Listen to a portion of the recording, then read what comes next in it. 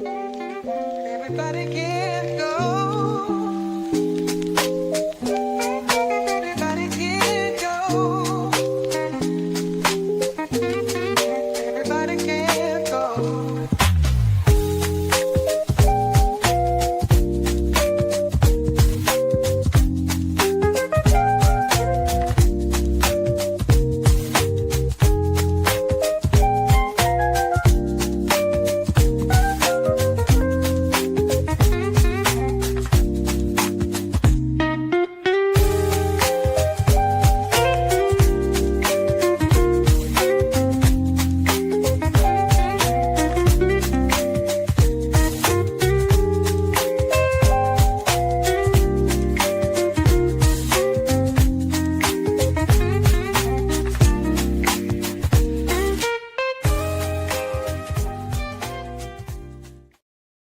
Well, hey guys, hey, and welcome back to the Everybody Can't Go podcast.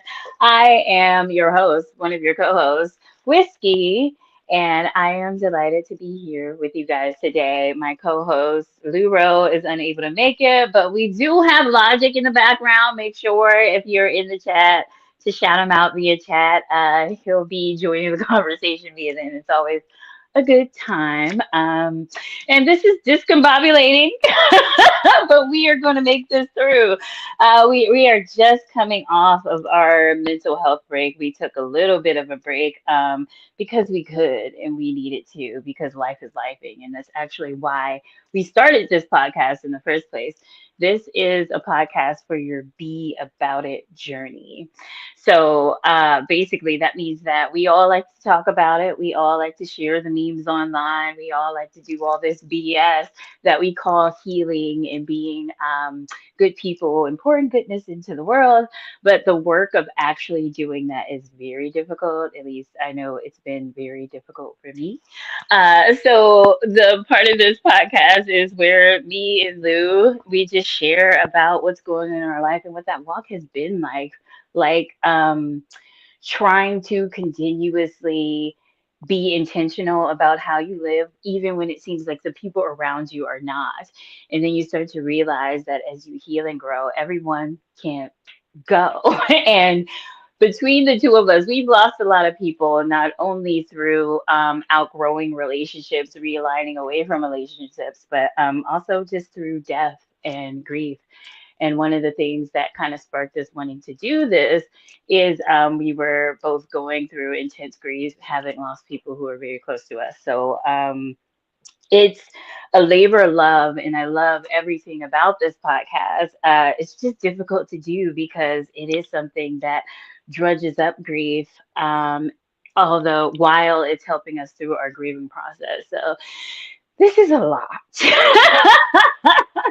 But we're here and we're making it, and that's just how that works. I think that's a good segue into usually we start the show and we talk about, how's your walk and how's your healing and how are you mentally? And it is men's mental health month, so it seems appropriate to talk about mental health and to kind of open up with that conversation. And I love to always be the one to drop the bomb in the room when people are like, "Oh, hey, how are you?" And I'm like, "Not great, not great."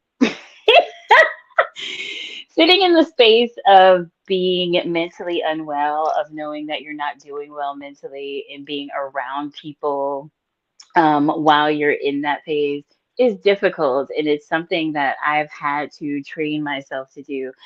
As an artist, I realized that if I want to be consistent in this, I'm going to have to be around people no matter what mood I'm in and what I'm going through. So I've been teaching myself over the years what it is to be consistent, even when I'm in a depressive episode. And right now, I'm not in a depressive episode, but I'll tell you the beauty of body work and knowing yourself. A lot of the times we go through things, we disassociate from our bodies and we don't really know when we're feeling sick or when we've lost weight or gained weight or anything like that. So over the years, I've had part of my healing work has been to work on my body. So I know when things are spiraling out of control. So I've been working on that and working on my mental and understanding the signs of when I know I'm overwhelmed and I'm having a rough time. And I am at the precipice. I'm right at a boiling point. I had a rageful outburst just yesterday. I wrapped up my last big meeting at work today. And then my daughter graduates from middle school, and this is right off the graduation of high school graduation of my oldest daughter. So we're hitting the streets to do college visits. It's a lot happening on top of at the very top of the year, the very beginning of the year, my father passed away. So the impact, the weight of what it is to try to grieve and continue in life is weird. And I hate this about our culture. I hate that right now in America we're in flames. Things are heating up politically. People are feeling at a place of unrest, and things are getting pretty dire. But it's kind of this twilight zone where you can't really talk about it, and you're supposed to just do the pleasantries of, oh, I'm fine and everything's good. And I'm not there. And I know that when I get in these moods, it makes other people uncomfortable, but it has to be one of those that's their work and they can opt out of being in company with me. Surely I'm not, myself, but I feel the weight of everything happening in the world around us. And I feel the weight of what's happening personally in my life. And I am just fatigued. I'm tired. I'm reaching a breaking point and it's difficult. Um, but I will get through. And if you're going through the same thing, you will get through. And I know it sounds like a pleasantry, but it's also something to meditate on that you will get through. And I actually want to give tangible tips for how you can get through because I don't like to just say stuff. I like to be about it. So here are some things that help me when I am in, under the spirit of heaviness, we'll call it for the super Christians out there. I do have a scripture, Isaiah 61:3, to appoint unto them that mourn in Zion, to give unto them beauty for ashes, the oil of joy for mourning, the garment of praise for the spirit of heaviness, that they might be called trees of righteousness, the planting of the Lord, that he might be glorified. And for me, that scripture is like a cheat code, has been a cheat code that for the spirit of heaviness, the garment of praise. So one of the things I always tell Lou, like you feeling down, like don't forget to praise and worship. You should have a playlist of praise music to help get you through. And sometimes it doesn't immediately change your mood, but it's just like positive words that seeps in, and for me, it reminds me to stay reverent to God. I think the first thing I want to do is when I'm feeling spiritually heavy, is to start to curse God, start to blame God for how I am feeling. But that's not necessarily how this works. So, and that's a dark place you don't want to go down. So, I enjoy that. I do have a for the super spiritual who are into like marine spirits and all that and the deep dives into the spiritual realm, there's it's the Python spirit, right? And I have a playlist called Python on my Apple Music, and it's all praise and worship gospel songs to help me like out of the my funks when I get in them. Because that segues into the other part of it is that once I started doing my healing work from the grounded psychological perspective, it got me deeper into the actual spiritual perspective of it. And looking at it, I realized that sometimes it's not bouts of depression or anxiety. Sometimes it is spiritual warfare. And I attack it as that and I wore it as that sometimes, and that has been really helpful for me. And I know that sounds like spiritual bypassing, but it's worth it, you know. For me, it's especially if I start a new project or if I'm working on something like this podcast. This is a consistent thing that we say we're going to do, you know, twice a month. So once I lock in, I realize this is something I have to do even on the days that, you know, I can't quite get there. And I've been teaching myself for the years how to be consistent even in warfare. So my consistency has me here today by the grace of God, the Holy Spirit, and you know the dedication to being consistent. And I think that's with anything, with any project you want to stick to. The days you don't want to go to the gym, but you have to crawl out of bed and do it anyway. And I know for me, tying it all together into a self love journey as well.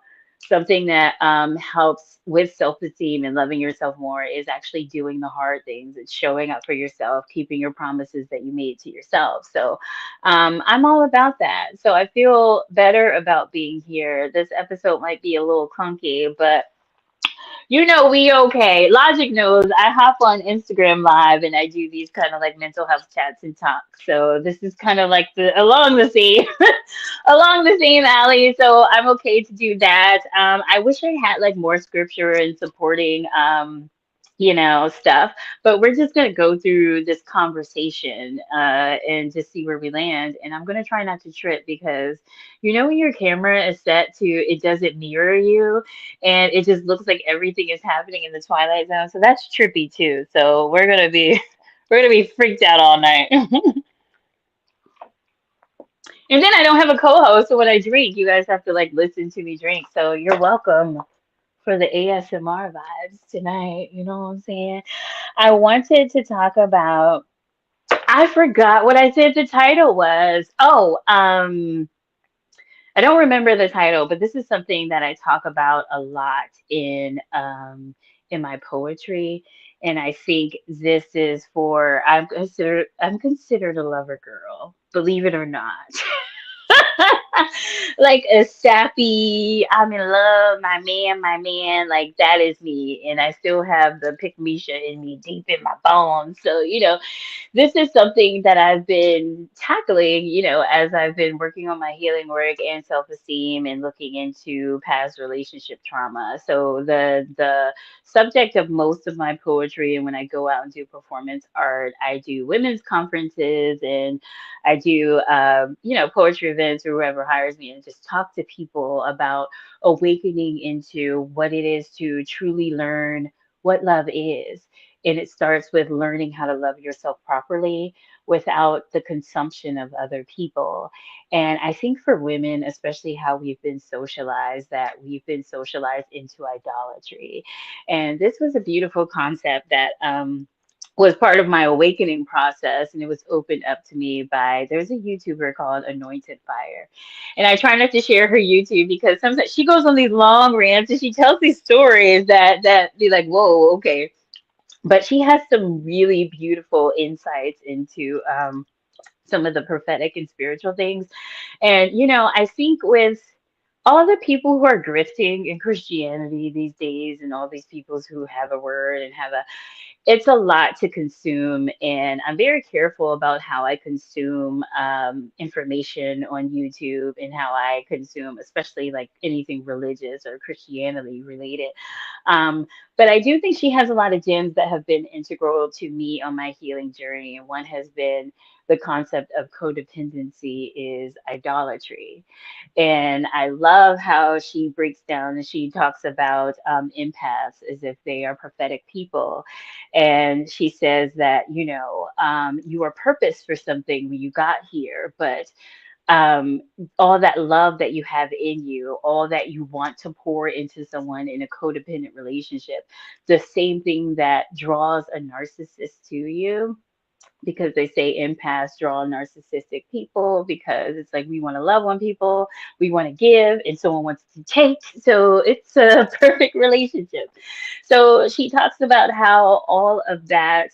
love that we are willing to give as lover girls, as lovers, that spiritually it can be redirected into people or redirected into other things. And that's like part of our spiritual battle here on earth is going to be making sure that we stay on top of our worship and our reverence to God. And when she first introduced the concept, I mean, it blew my mind. And I was going back through old poems like, what do you mean? Are you serious?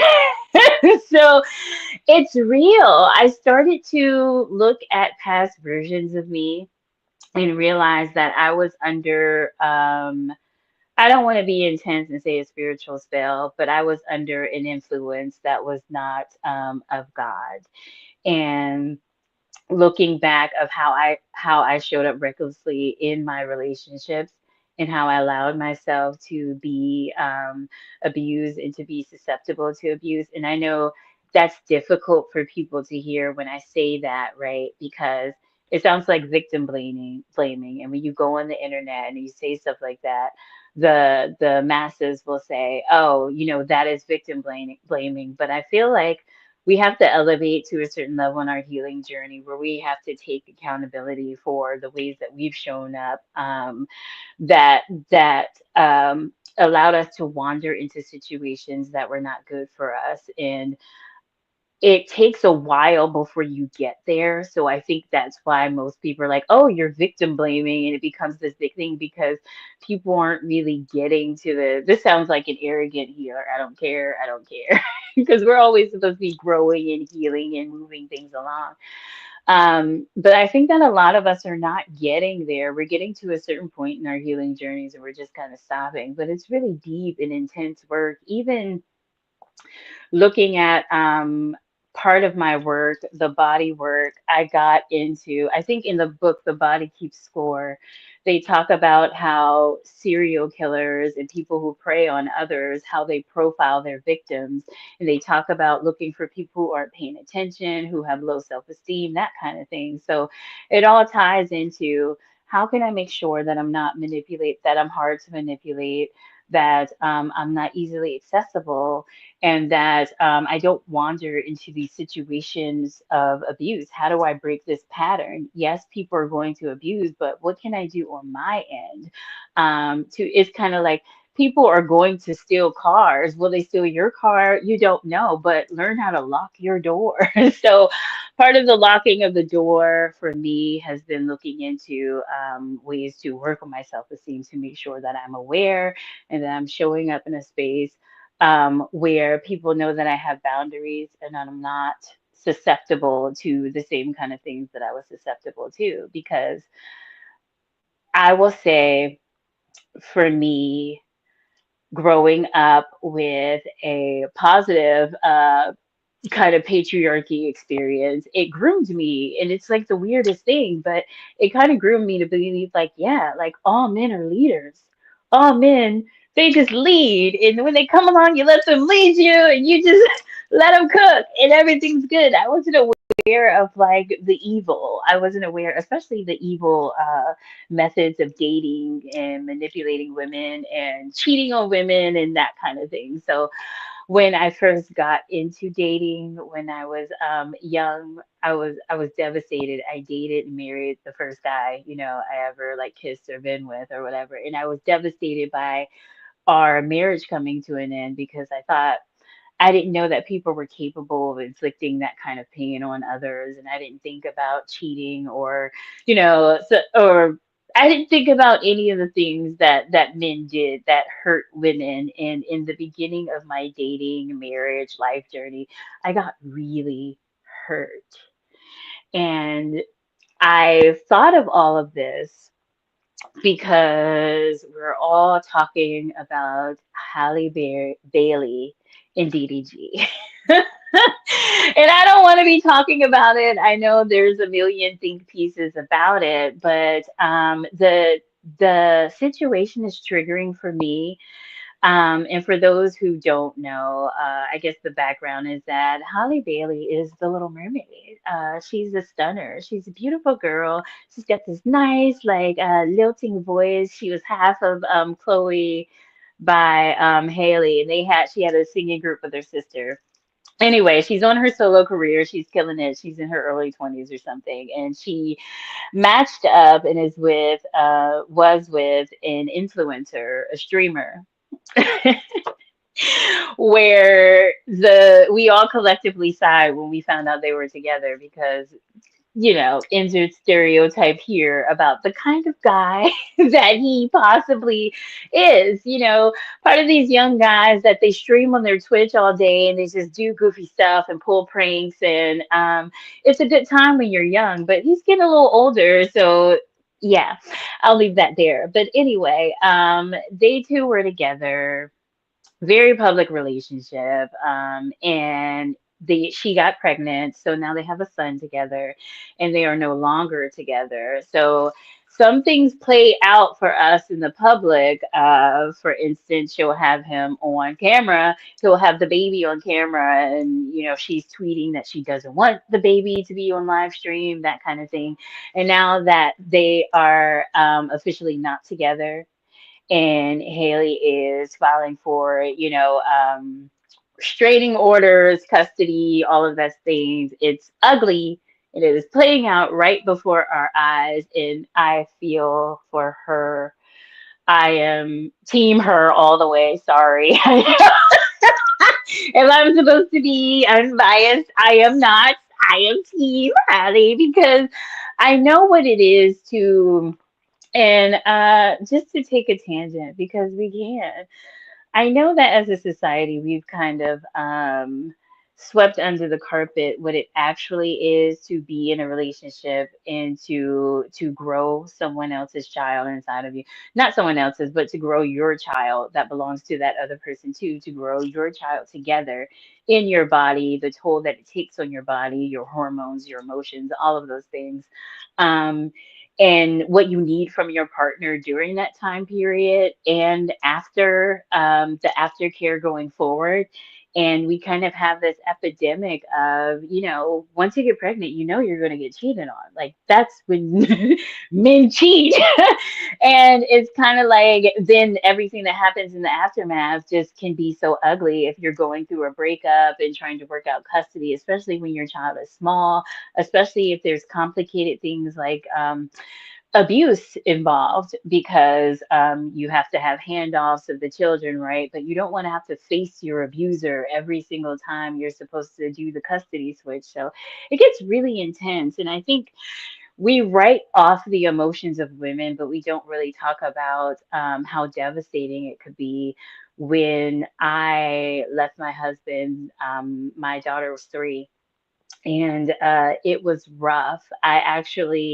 On the weekends I did not have her, I was thinking about unaliving myself a lot. That's kind of what occupied my time, other than like trying to hang around friend groups and and make sure I was around people and I was constantly supported, because when I was alone, all I could think about was not being here on this earth anymore, because the stigma that comes with being a single mom, the stigma that comes with being a woman just in general, it's a lot. So it's understanding life is about to be really difficult for me, and everyone's going to hate me. It is a surreal experience to be a single mother of 2 girls, to know what I'm putting into raising them, not just as far as money and that kind of support. It's a lot of emotional labor. It is a lot to pour into taking care of children. And you also have to take care of yourself. Um, and you're only one person. So to be juggling that at all times, and then to turn on the YouTube and listen to some idiot on a podcast tell you how you're the problem with the entire community, it makes you want to choke everybody. I cannot say I am very triggered by this, because it's almost as if you're punished for being the parent that stayed. And a couple of episodes back, we actually had Randy on here, one of my good friends I've known since I was 19 or something, right? And he talked about how his father was literally like the ice cream truck, like the drug dealer in the neighborhood, and was never there, but he knew of his father, and that he had this yearning to always want to be with his father, to go live with his father. And it's called magical thinking, and you kind of like you make the other parent who's not there magical, because the parent that is there is probably tired and working really hard and can't even give you the emotional connection that you need. So you start to fantasize about the opposite parent. To go through that as a single mother who's doing everything, yeah, it sucks. I am in a murderous rage right now over something similar. And I this makes me feel for Hattie in that sense, and I think just to take things back, why I really feel for her and what I wanted to talk about as the subject of this podcast is the idolatry of codependency. And I was going to bring up the text messages, but I don't want to read them. There was something about how we surveil people and treat them as products and objects. And I'm trying to think of ways to be more ethical about the way that I talk about this stuff, because it is intense to have your life just out there for the masses to see. But I've been watching all these YouTube deep dives, telling the story about what's unfolding between Haley and DDG, and they released their text message exchanges over the year because DDG is now trying to prove that she's an unfit mother. And there's been terrible rhetoric going around on the internet of people calling her crazy, and that I just can't. I think we support mental health until we don't. And that's what I don't like. And even I use the word crazy because I feel like I'm crazy. I can use it. But when it comes to the masses of people, we start to stigmatize mental health, and that is a problem. But long story short, in some of the text exchanges, Haley was indicating that she did not want to live anymore, that she was going to unalive herself. She was describing incidences of, accusing DDG of cheating on her, and she was describing the pain of what that felt like, and she talked about unaliving herself, and it became clear in their text exchanges that she was harming herself in other ways, and that he was worried about her harming herself. And I wanted to speak more so to her mindset because I can relate. And unfortunately, I think a lot of women can relate. And the reason why we can relate is because we are under a supernatural curse. If we are not careful and saved and aware of how to awaken every day and rebuke this curse every day. And I call it the curse of Eve. I plan to do a deeper kind of like Bible spiritual study on it on my Patreon whenever I have time. I don't know because I'm a single mom. But it's basically read right in Genesis the curse that happens right after the fall of humanity. The curse is your desire shall be for your husband. And it really hit me when this pastor that I really like, who talks about women and self-esteem, R.C. Blakes, he called it a supernatural curse. And that's when it clicked. This yearning that we have to be in relationship, this yearning that we have to be chosen by a man or significant or other, it's a deeper curse and a yearning because it's an evil distraction. I see it as definitely something spiritual. It's definitely a spiritual disruption to take the love that's meant for God and worship and that's meant for hire, and to redirect it into another person so that that person becomes your God. And I believe that that's what I went through in my first two major relationships, where I I was so enamored with what it felt like to be loved that I couldn't see past the desire to be loved. So it made me codependent in these relationships. It made me so that I worshiped them, and no matter what they did, I'm stick beside them, and that's culture too. That's what we're socialized to do as women. And then sometimes you'll talk to like the young ladies, or you'll see podcasts and stuff of like the Carishas and the, I don't know, the Jada Waiters. I don't know these people. I'm old, but talking about like, yeah, men are just gonna cheat and you just have to like deal with it because that's how men are wired. And I was like, wow, we've gone completely downhill if we really socialize women to believe that they deserve to be cheated on, or if you want to engage in relationship, you're going to be cheated on because men just can't help themselves. It's like, no, we've been socialized to tolerate it. And what it does is that it whittles away at your self-esteem so much. You become so desperate for the initial love and affection and devotion that you got in the beginning of the relationship, that you spend the entire time chasing that. So looking at their text exchanges and seeing and hearing just like the desperation and what she was saying and the yearning of it and how spiritually dark it was, it took me back to those relationships. I remember it felt like then, now it feels like what a dark night of the soul feels like for me when I'm going through something spiritually and I need to root up some ugly things. But then I used to sit in the agony and despair, wondering where he was. You know, I had an ex that used to just stand me up all the time, and we were kind of tied together. So, and we kind of were, our families were intertwined. It was like a whole thing. So it was kind of like, well, where are you? Because you said you were coming for the family. Like you're supposed to be here for something else, and you just didn't show up.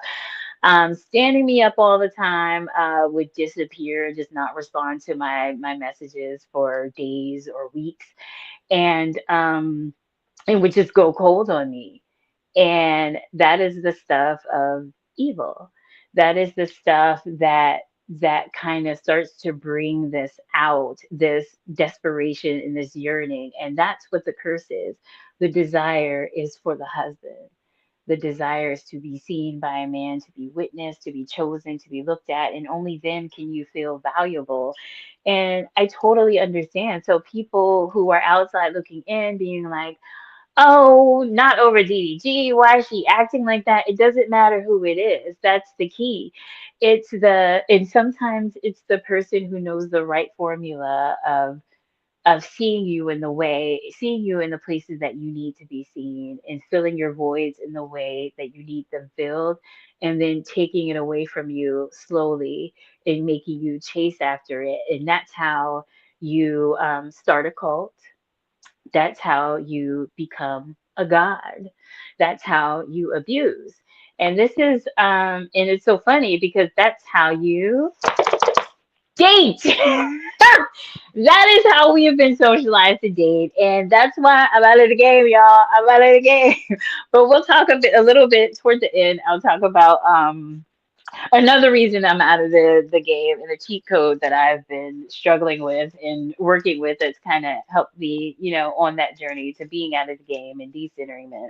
It's been easy for me for other reasons, but looking at this outside looking in and looking at the internet reacting to it, I just feel so mortified for her. I feel like I pray any of you believers that we pray for her collectively, because it's not even a thought of she's unfit to raise her child, because I don't think that's what it is either. When you're in that mindset, you are under the thumb, you are under the spell of the individual that you were with.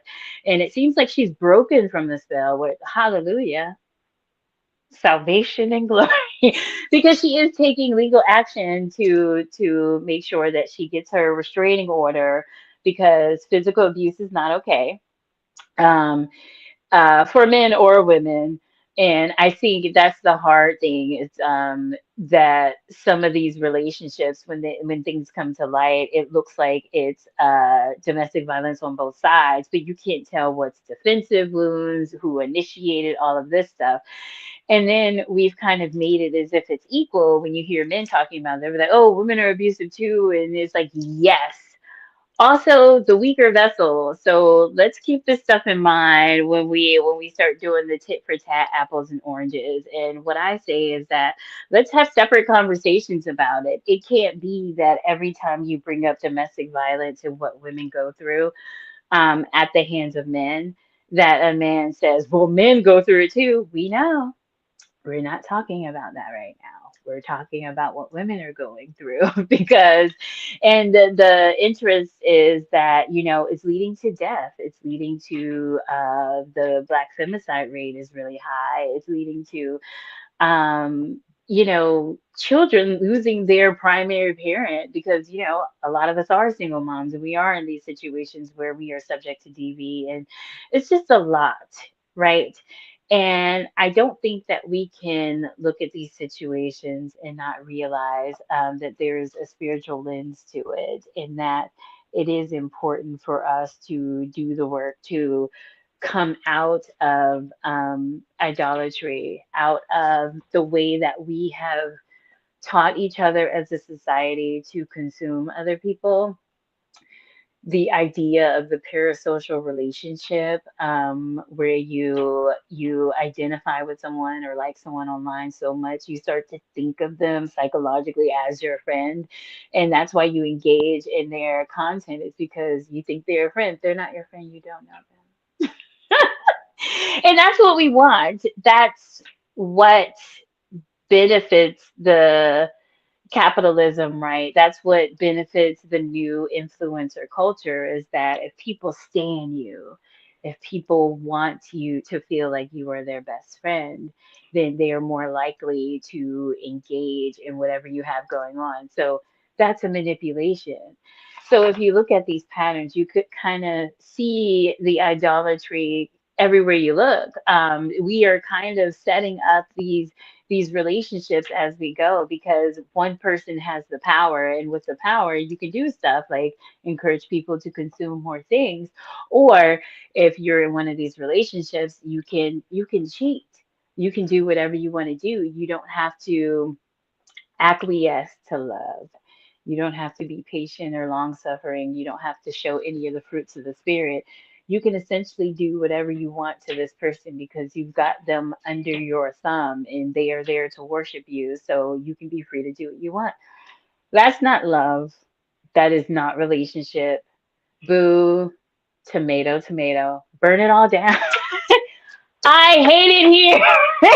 I hate it here.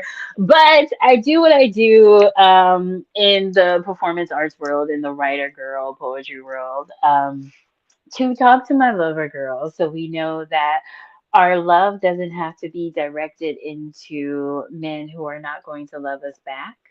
And if you don't like the gender of that, switch it around. It's not rocket science.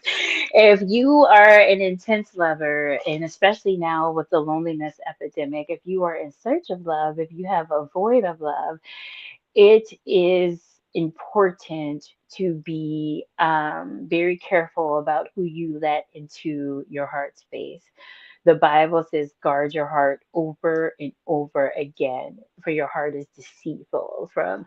And that's the thing is that we flip things around in the culture, and in the culture, it's follow your heart, follow your heart. Hell no. Don't follow your heart. You need to guard your heart and you need to be awareful and mindful of your emotions. You need to process them out logically and you need to come to logical conclusions about what is right for you. And that's what's missing from the Haley and DDG situation is that there's no logical processing when you are in that mind state. It's just I need him. I need his validation. And now I'm pregnant with a child. I definitely need him. I need his gaze looking upon me. I need him to help me raise this child. I need him to love me, or I'm not important, or why am I here? What is my purpose? And you see how that slot sticks in there. What is my purpose? A lot of women were socialized that our purpose is men, that our purpose is to be a helpmeet. Absolutely not. We are individuals. So we have our individual purpose with God, and that has nothing to do with being a helpmeet. It has nothing to do with being a part of a couple. That's something between you and Jesus and the Holy Spirit and the Father. You know what I'm saying? And it happens outside of relationship, which is a beautiful thing. And I recommend, if this resonates with anyone, to start getting into like the YouTube videos of RC Blake's, where he talks about this a lot, what a woman's purpose is outside of a man. He also talks about, dating and relationships and being with a man. You can skip over that stuff. But he talks about what it is to be a queen, to take over, to have dominion.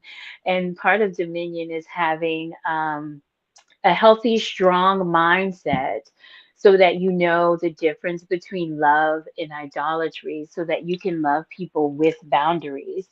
And it's beautiful to be in love. My God, I'm a lover girl. Being in love is amazing. But the person has to be willing to and mature enough to receive the love that you have to give. And we have to know when that person is not receiving our love, and when it turns into manipulation and taking advantage of our feelings, and we have to be strong enough to out, get out. Now, on the flip side of this, just because this is the Everybody Can't Go podcast, I'll talk to you guys about a dilemma that I am dealing with when it comes to love. As you guys know, I'm coming up on 4 years of celibacy in October. I'm super proud of myself because the journey started very grounded. The journey started off as I'm doing too much in the sex arena. We need to reel it back. Thank you. You gotta give me my flowers because it's hard. Well, it waxes and wanes. It's hard sometimes, right? It was really hard in the beginning, really, but now that I'm almost 4 years in, I'm like, whatever. But it started off as very grounded things. I realized that something was happening with my mental health, and I was too into the chase after what I got out of sex, which was the validation and the feeling of being loved. So I was chasing after full love, and that was an idolatrous thing in and of itself. And then it led me, so it started off a grounded thing, like you just need to chill for a while and maybe wait until your relationship. And then it turned into, oh no, you need to chill forever. You need to sit it down unless you're married because you know what the Bible says.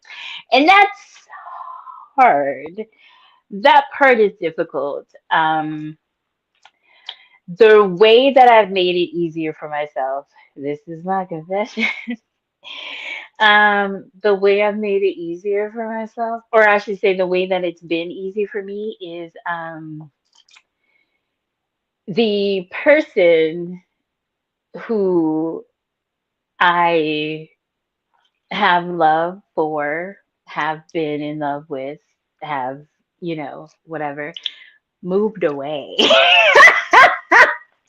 So it's real easy to not be tempted to, have sex or do anything where it's like, this is an ex of mine. I used to call him 7 year soul tie because I'm trying. And I needed to break this soul tie with this person because it was a sexual soul tie. And I've known them now maybe 10 years. And it's kind of like this person has always held a space in my heart, and I would always be susceptible and open. But now that person's moved, so we're good, right? Here's where we are. Here's where we are. I did consider that person my best friend. I did consider that person the person on this earth who knows me, the most, and also knows the darkest parts of my mental health stuff. And that's important to me because I don't feel like it's safe to share that with people. Um, so yes, this is a person that is very near and dear to me, and they moved, so there's no sexual temptation, right? Fast forward to where we are now. We in danger, girl. No, I won't say that. I won't speak that. Right now, where I am is that, as I shared earlier, mentally, this has been a really tough season for me. Losing my father came about a year and a half after I tragically lost my older brother.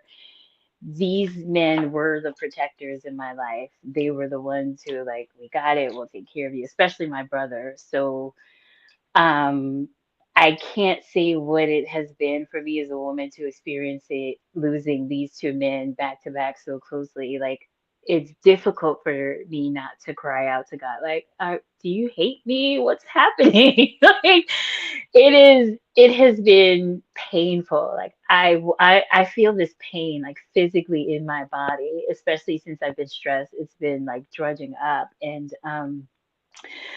I have to be so guarded because I'm an empath, because I'm an artist, I'm a performer, because I'm posting online all the time, because I've been burned several times by people coming into my orbit just being energy vampires, just on, causing chaos in my life. So people don't really have access to me. Even the people who are close to me, they have access to certain parts. And that's difficult because I need emotional support. I need love right now. And I think that's been a difficult part of my journey. How do I soften and understand that I need love and emotional support?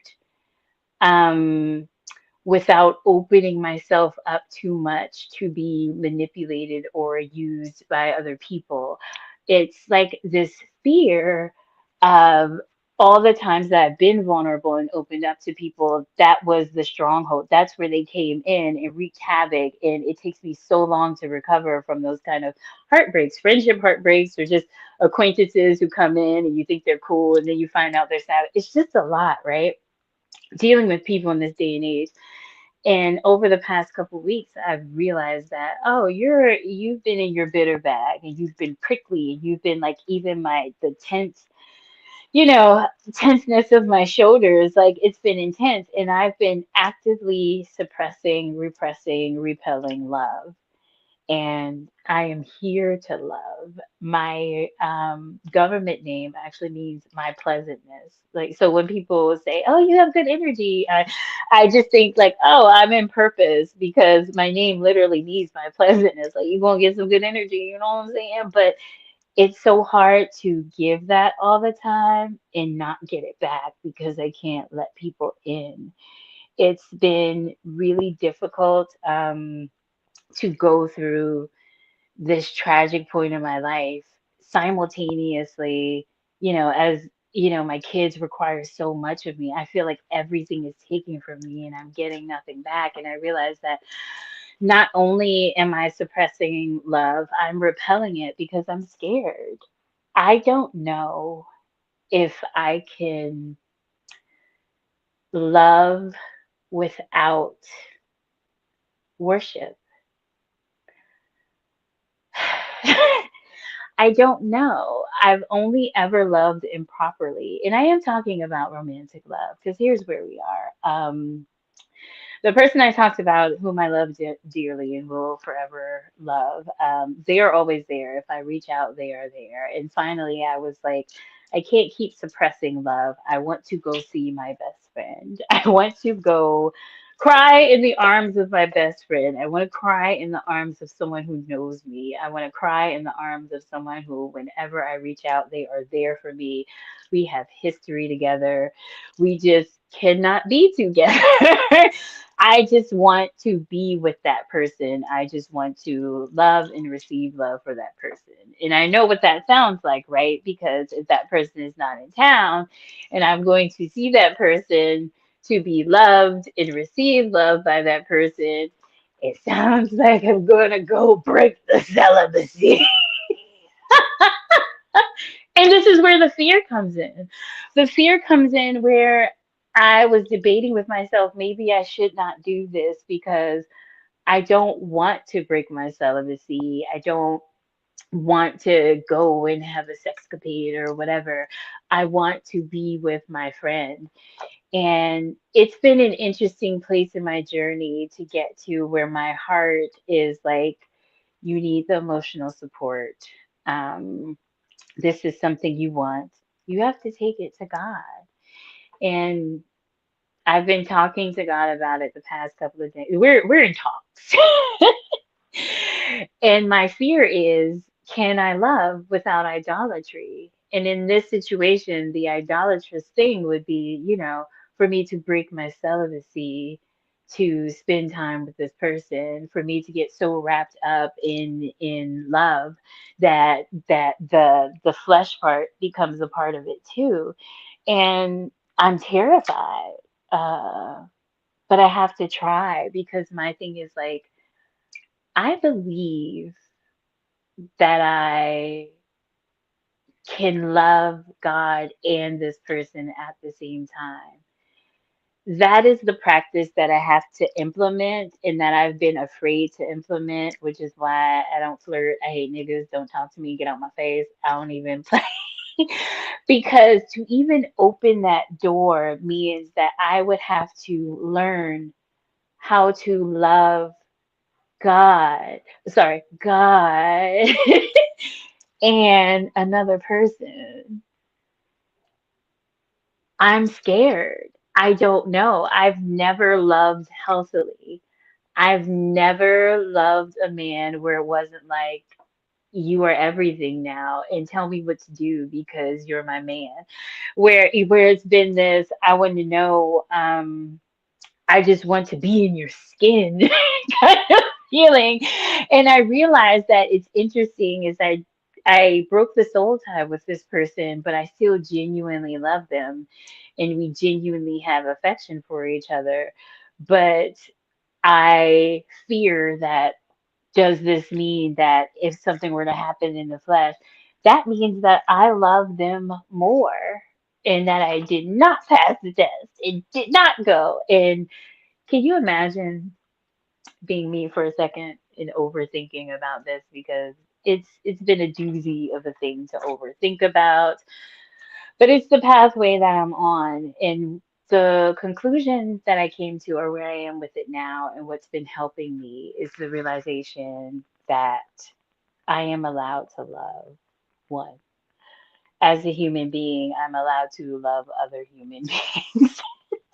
And I'm not talking about sex, I'm talking about just have the emotion because I've been suppressing the emotion of loving this person because I just want to stay away from the temptation. Of the desire for physical affection at all, right? But denial hasn't done anything for me. And I always say to myself, I'm no good when I am suppressing. So if I suppress this emotion, if I suppress this love, it's just going to make me yearn for it more. So the work that I'm doing before, going on this trip, because I'm going. The work that I'm doing is sitting with God every day and removing the parts of me that yearn, and understanding that the love that we're called to engage in calls us to be in proximity to a person that we want something from. You just can't have it because that's not ordained by God. And I was like, you just can't have them. You just can't go there. And from thinking from it more in that perspective, it's loosened me up to the, okay, I can just go chill with my best friend.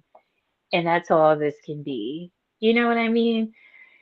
It's difficult and it's a little reckless. I don't know if I'm making the right decision. I don't know if I'm placing myself in the hands of temptation, because flee from temptation. Um, but I need to know that if I decide to embark on any romantic relationship, that my battle will always be learning to love healthily in the way that I love God more than the person and keeping that calibrating throughout the relationship. And the biggest tell for that is, you know, don't have sex with that person. You don't believe this isn't right. The Bible says it's not right. Like, so you can't do that. You can't even go there because you are breaking God's boundary in order to do something with this person. So you've chosen that person over God. And that's truly what I believe. And that's, the guilt that comes with it.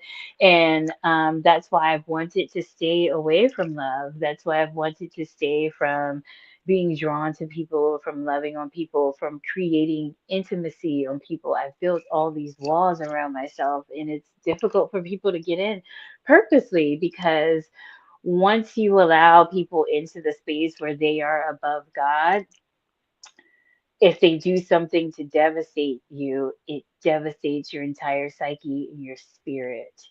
And that is why in the 2010s, if you had seen my text messages, they would look just like Hallie's, except, I'm a poet. So I went in and I used to, just text on. I remember a text I will never text again. I asked a nigga, I was like, what do I do with all of this pain?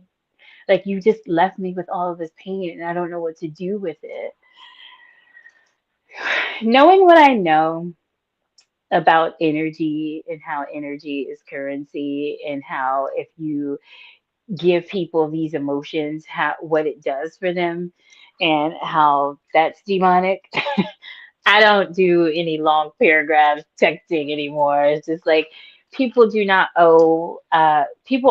owed a, what is it, a front row to your pain because sometimes people like that. They like that you love them enough to be that devastated that they're hurting you. And it's a very sick thing. And I wouldn't engage in it anymore. And it wouldn't be a strategy thing. It literally makes me tired to think about the text messages I used to send when I was idolatrous, when I was so oppressed. It's like I'm texting paragraphs, soliloquies, and all these things to a dude who sat on my toilet and scrolled dating apps. Like, he's not worth he ain't worth these bars, okay? Just put it on paper, go ahead, perform it, make some money off of it. We not finna do this. You know what I'm saying? So the idea of idolatry, the idea of love, the idea of how to love in these dire circumstances is on my mind.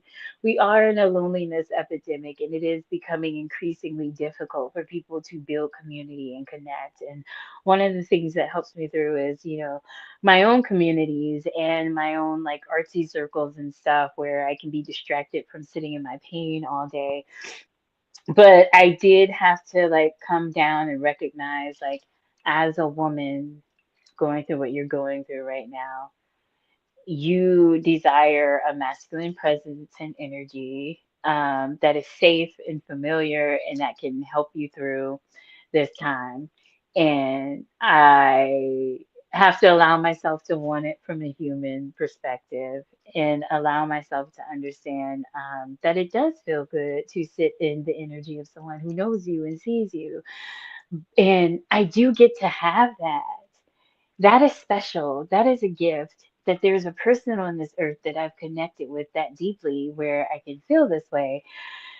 My boundary, my tree of the knowledge of good and evil is don't sleep with the that's the goal, and I believe I can do it because I just love God so much. I'm so grateful for where God has brought me from. And I mean, you laugh, we all laughing, Kiki. I'm terrified. I'm not terrified of the trip. I'm terrified of love. I told myself a belief I made up. I told myself, oh, I'm not going to worry about romantic relationships or dating or anything like that because I've had my chances with love and I've blown it. And I'm pretty sure God is like, nah, chill. We not just focus on other things in your life. And I think that's true. The focus on other things in my life, the focus on purpose, the dead focus on purpose feels so good. I live a robust life. Like, I love it here. I don't chase after love. I don't have to chase after love. I don't have to make eyes across the room and be like, oh my God, I must have I don't have to care. I just get to bop around in my life and chill. And it's an amazing thing. But I've been thinking about, will I open myself to love, partnership, and companionship, because I do lead a really hard life, and I still have to lead a guarded life where people don't have access, because I do have a lot of purpose and there are a lot of nasty people out here. We all have to be careful with how we guard ourselves. Um, but I also close myself off to love because I just am scared that I don't know any other way to love but crazy.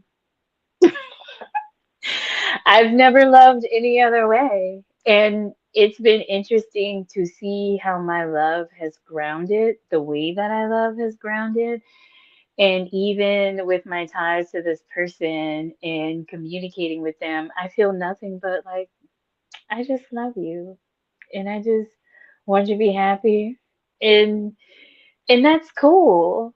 And that's it. There's no yearning or burning. There's no anxiety or I have to or we need to or any of that. It's just the calm realizations that I want to. And emotional support would be good for me right now. And intimacy would be good for me. Not that intimacy, emotional intimacy, just bopping around being your true self with someone. And I was like, okay, I get to want that. And I get to have that. And that is a gift from God. Being able to commune with other people is a gift from God. And I think we just all need to recalibrate in the ways to do that in a healthy manner. So I root for relationships. I root for love and romantic relationships. And I root for women like Haley because you can overcome it. I keep mispronouncing her name. It's not on purpose. I just my speech is messed up because I'm anxious.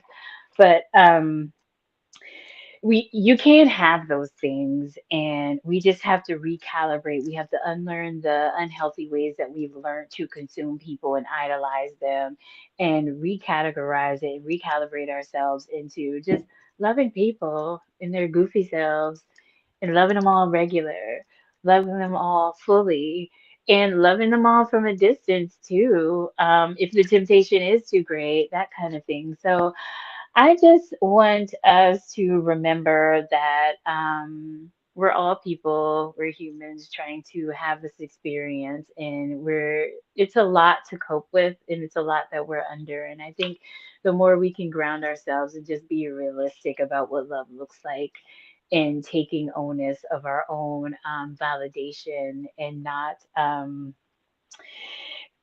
not allowing ourselves to be under the spiritual thumb of someone else. No one else has power over you, and it's okay when the first red flag happens to leave. And it's okay if your boundary is, if you cheat, I leave.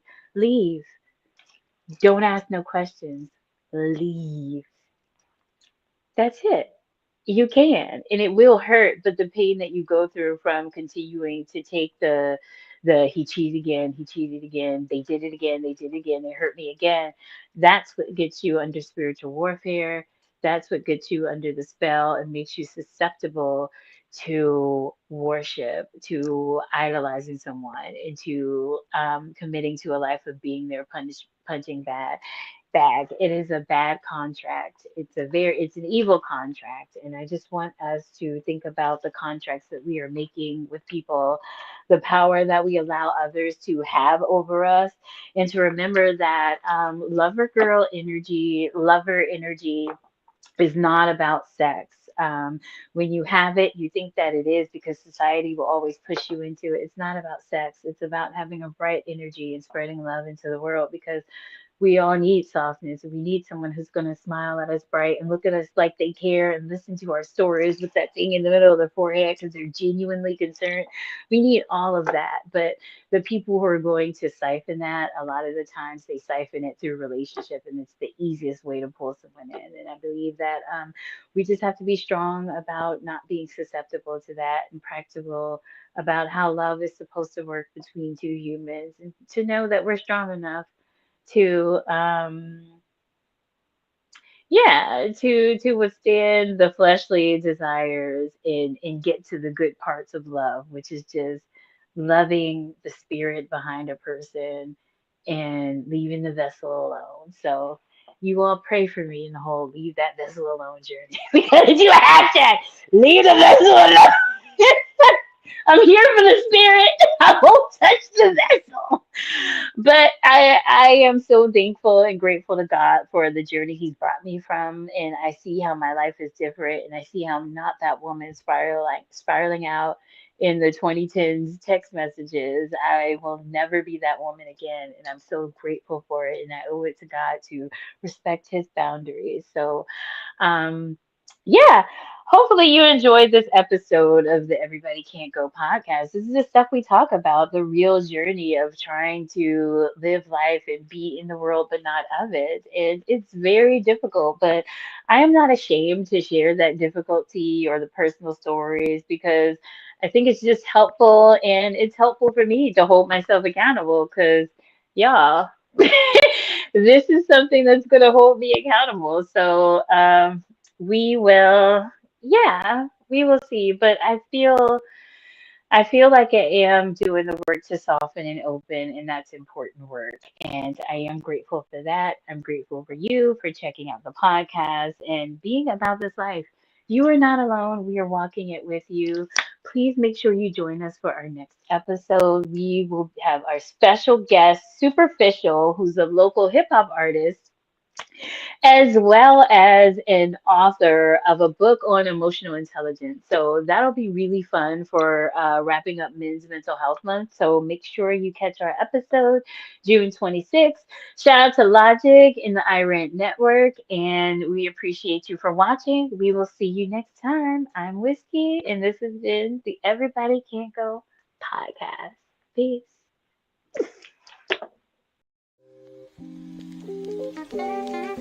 Everybody can go.